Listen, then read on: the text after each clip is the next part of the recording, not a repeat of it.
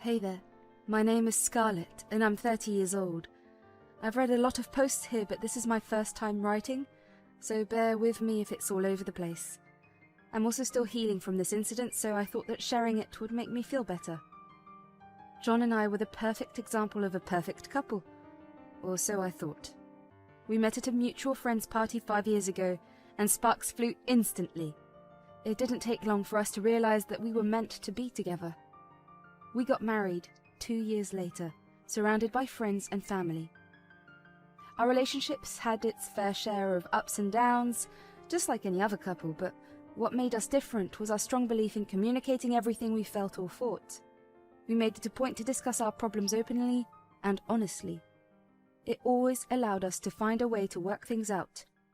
John had so many qualities that I absolutely loved about him. Some of them are his kindness, his complete support, and most of all, the way he could make me laugh even on my darkest days. But all of that came crashing down one fateful night when I accidentally saw a message on John's phone that broke my trust and destroyed our marriage. You see, John and I respected each other's privacy and never snooped through each other's phones. We believed in each other having some privacy of our own, so it was never a necessity to look into what the other was doing on their phone. However, curiosity got the better of me that night. That night, while John was taking a shower, his phone began to flood with messages. His phone was lying on the nightstand, and I got concerned about the number of messages that were making his phone buzz so much. I decided to look at his lock screen to see who was texting him. The contact labelled Michael Work caught my eye. I wanted to leave it at that and tell John that someone from work was urgently trying to contact him. I was just so curious. I knew deep down that invading his privacy was wrong, but I just felt like there was something wrong. It was like an itch that needed to be scratched.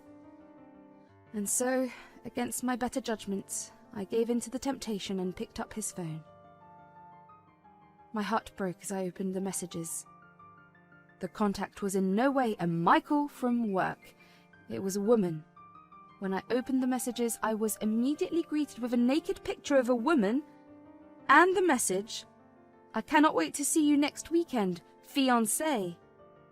My body felt like it was going numb. I kept scrolling upwards in their chat and realized that John had started seeing this other woman right around the time that I was depressed. You see, I was going through a very difficult time in my life at the time. I had lost my father, and I was spiraling into a deep depression. I felt like there was a thick fog that had settled over my mind and body, because I couldn't bring myself to even move on most days. Every day seemed like a battle. I needed John more than ever at that time. To think that when I was at my worst, instead of supporting and helping me, John was finding comfort in someone else. The fact that our entire marriage had been a lie was beyond heartbreaking.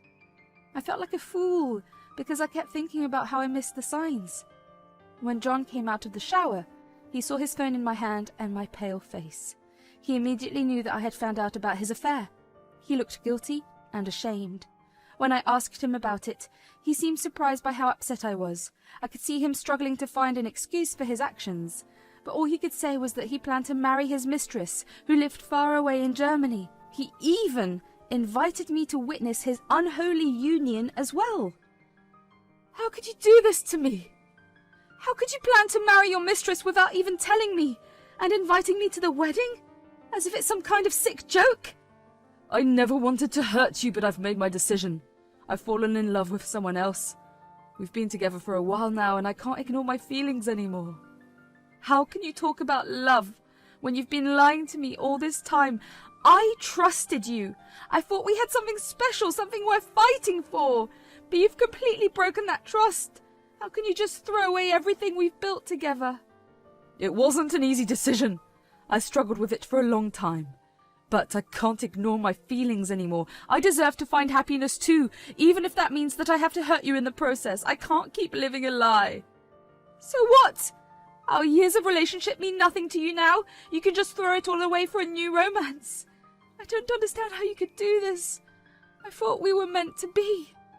I'm sorry if this hurts you, but I have to follow my heart. I can't live a life that's not true to myself. I've made my choice and I won't apologize for it. I hope one day you can understand and find it in your heart to forgive me. I don't know if I'll ever be able to forgive you, John. His words hit me hard. How could he plan all this without me knowing? How could he invite me to their wedding, knowing what he had done? I felt an overwhelming amount of hurt. John didn't even seem apologetic, and barely even apologized. Honestly, that's what made it even worse. I didn't know when I started crying, but I cried for a long time as I tried to process everything. The person I trusted the most had hurt me in the worst possible way, and I was left with nothing but pain. Days blurred into nights, and our home, which was once filled with joy, became filled with sadness and tension. I couldn't keep living there and seeing John's face. Every time I did, I either wanted to burst into tears or hit him, so I decided to go over to my best friend, Jess's house. I had told her about everything that had happened, so when I got there, she gave me the biggest hug and let me cry into her shoulder for a long while. She got us tubs of ice cream and lined up a bunch of cheesy rom-coms for us to watch, because she knew that that was how I had always processed difficult breakups. Thanks to Jess, I was able to slowly start healing. But as time passed, my best friend could see that I was losing hope. She couldn't stand to see me wallow in my sadness any longer, so she told me to stop it and start planning for what to do next. I feel like I'm drowning in this pain. I can't go on like this. Everything seems so hopeless. I understand how hurt you are, but we can't let this define you. You're stronger than you think. It's time to stop wallowing. But how? How can I possibly move forward when everything feels so shattered? We'll fight fire with fire. We'll show John that he made the biggest mistake of his life. Let's plan a trip. A getaway to Germany. We'll go for a few days before he arrives. It's time to turn the tables and make him feel the pain he's made you feel. Revenge? Is that really the answer? Revenge. Justice. Call it whatever you want. We won't let him get away with breaking your heart. We'll remind him of what he's lost. It sounds tempting, but will we be able to pull it off? Of course we will. Along with it, we'll also remind you of your strength, and maybe, just maybe, we'll find a new beginning for you. You deserve happiness. Okay, let's do this. Let's give John a taste of his medicine. That's the spirit! So what's the plan? Well, we'll definitely be going to Germany. Do you want to maybe cause a scene at his wedding? Well, hear me out. I go back and pack my suitcase for the trip. Along with my stuff, I also carry his passport with me. He won't be able to travel, and the wedding won't happen when he wants it to. That's my girl! That's a brilliant plan! I'll take care of the travel and stay. You do what you just said. This is going to be awesome. As Jess and I finalized our plan, I couldn't help but feel excited. I finally felt hopeful for the future after days of feeling like I would never be able to live past John's betrayal. I returned home with energy. I packed my suitcase and carefully folded each item. I then went into our cupboard and took out John's passport.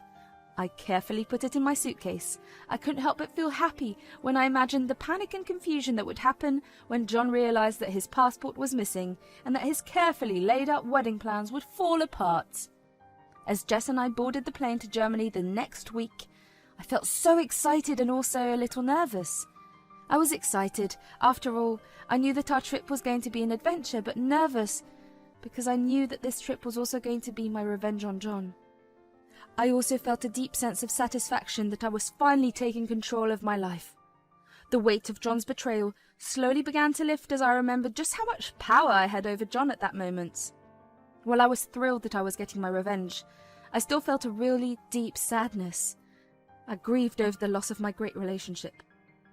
Thanks to Jess, who offered me complete support, I found strength in the friendship that had kept me going through the darkest days.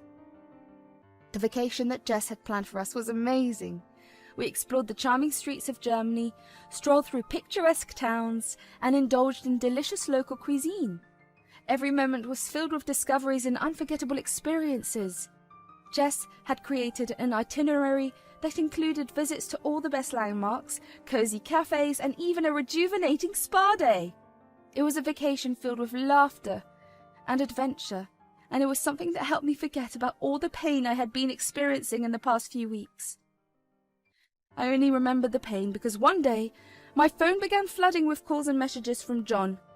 I ignored him initially, because I wanted to forget all about him, but then I remembered why he was calling me. I had his passport. I couldn't help but let out a laugh as I let another one of his calls go to my voicemail. Eventually, I felt a little bad and picked up his call.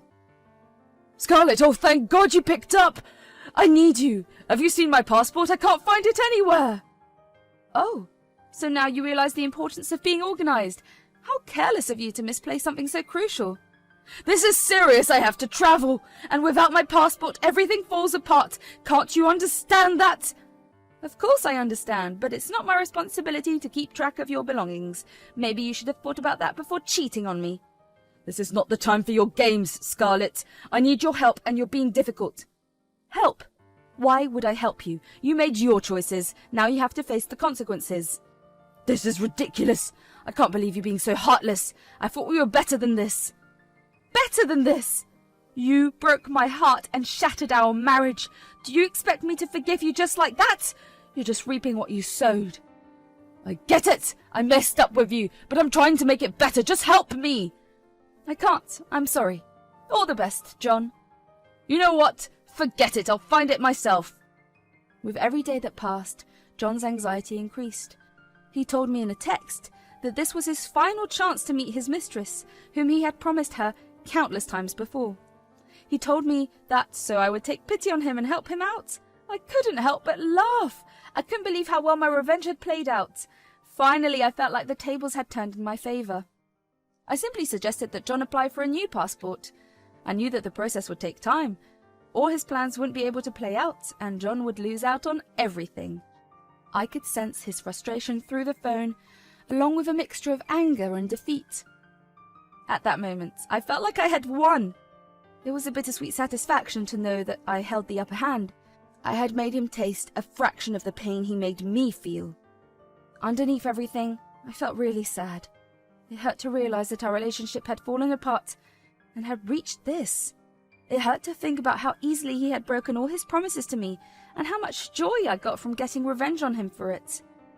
I couldn't help but wonder how his relationship with the other woman was going while our marriage was breaking. Did they manage to work, though John not reaching there, or did they also fall apart like John and I had?